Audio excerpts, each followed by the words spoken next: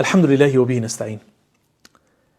سفیانی ثەوری 1300 ساڵ پێش ئێستا شتێکی وتووە، هەر ئەڵی بۆم سەردەمەی وتووە.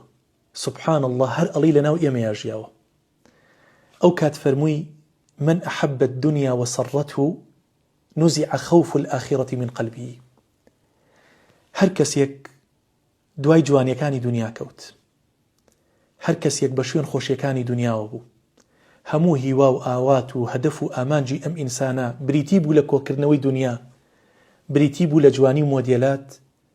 نزع خوف الآخرة من قلبه.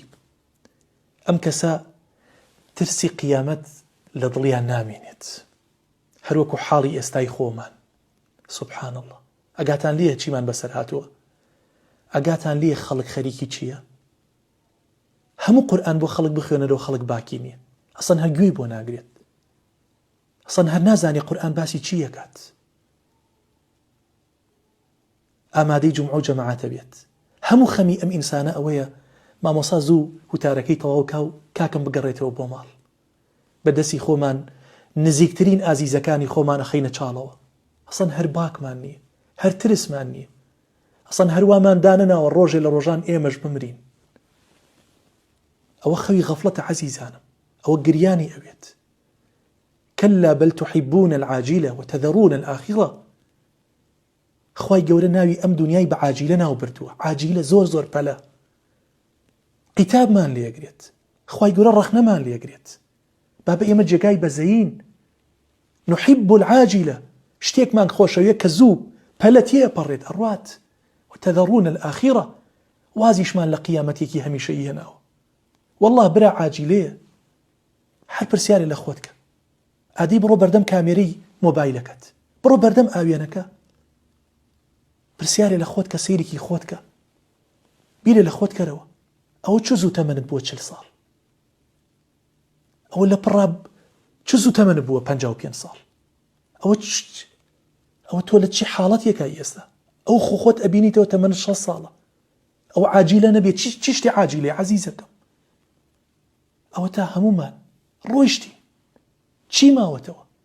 ئەم دنیا فانیە ئەی بە خۆتی بۆ زەلیلکەی، ئەی بە خۆتی بۆ بکەیتە کۆیلە، ئەی بە لەبەر خۆشی کەسێکی تر قیامەتی خۆت لە ناو دەیت. خەڵک لە خەوی غەفڵەتایە، خەڵک وازی لە عیبادەت هێناوە، وازی لەو قورئانە هێناوە. بڕۆ ئێستا گەنجی ئێستا ئەوەی گوێ لە گۆرانیە گرێ، گوێ لە قورئان ڕناگرێت. بڕۆ ئافرەتی ئێستا ئەوەنەی خەریکی تەجمیلات و جوانکاری و تەسریحەی قژێتی، ئەوەنە بە دەور ئابا و جلو بەرگە شەرعیەکەیان ناگەڕێت. بڕۆ خەمی گەنجی ئێستا بۆ بەچی؟ هەموو خەم و غەمێکی جوانیە، جوانکاریە، تەجمیلاتە. کچ و کوڕی وا هەیە شەو تا بەیانی بیری لای ئەوەیە مشتێ پارە بکەوێتە دەستیەوە، بڕوا لوتی پێ تەجمیل کات، بڕوا دەم و پلی پێ چاکات.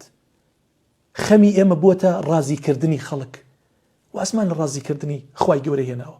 والعیاذ بالله. حاڵەتێکی زۆر مەترسیدارە عەزیزانی خۆ، بەڵام ئێمە بیری لێ ناکەینەوە. والله وەزعێکی زۆر ناڕەحەتە. بۆیە یعنی ئینسان جاربەجار پێویستە کات یعنی دەمەزەردی ئیمانی خۆی بکات، بە خۆیان بچێتەوە، ئاگات لە نوێژەکانت بێت، ئاگات لە قەبر و قیامەتی خۆت بێت، ئاگات لە حەڵاڵ و حەرام بێت. سەیرێکی ئەو بازاڕە بکە عەزیزەکەم، زانە ئەو خەڵکە چۆن دەسی چووە بە ڕیبایە، چۆن دەسی چووە بە ئەم هەموو غەش و فێڵ و فەرەج و ئەم هەموو خراپەکاریە. کاتی ئەوەیە ستۆپی بکەی عەزیزەکەم، تەمەنت ڕۆی، بیل لە قەبر و قیامەتی خۆت بکەرەوە. ئەو دنیا فانی کەوا باوشت پیا کردووە، وقدموا لأنفسكم. الله ئەفەرمێ بۆ نەفسی خۆتانی پێشخەن. ئیمامی ئەبوو بەکری سەدیق پێش ئەوەی ڕوحی دەرچێ چەند درهەمێک لە ماڵەوە هەبوو، دایە بەیت المال، ئەوەشی بەجێنی هەش بۆ مناڵەکانی، وتی ئەوەش با بچێتە خزمەتی خەڵکەوە. وقدموا لأنفسكم.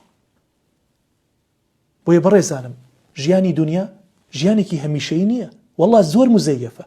الله ناوی دنیای لە قورئانە هەر بە دنیا ناو بردووە، یعنی کەم ئەدەنیە، یعنی زۆر زۆر کەم. شوێنی بەقانیە، شوێنی مانەوە نییە، شوێنی فیراق و دابڕانە، شوێنی خەم و خەفەتە، شوێنی بەجێهێشتنی ئەزیزەکانتە، شوێنی مەسائیبە ئاکات لێ بێت. ئەو خەون و خەیاڵی خەڵک بۆ خۆی لە خەون و خەیاڵی ئەوەیە ئەژێ قەت نەمرێت، قەت هیچی لێ نەیات، شتیوان نییە. تۆ ڕۆژێ بەخۆشی بیتە سەر ئەبێت چاوەڕی ئەوەشکەی هەفتەیەک لە ناو جێگەیە بکەویت. ڕۆژێ بەخۆشی بیبیتە سەر ئەبێت چاوەڕی ئەوەشکەی چەند سەعاتی خەم و خەفەتی هەڵگریت. ئەو دنیا شوێنی مانەوە نییە. داواکارم لە ئەڵڵا ئەموشانم بێتە مای خێر هەم بۆ خۆم هەم بۆ ئێوە. تەمەنای خێر بۆ هەموو لایەکتانەکەم. سەلام عەلەیکوم وەڕەحمەتوڵڵاهی وبركاته.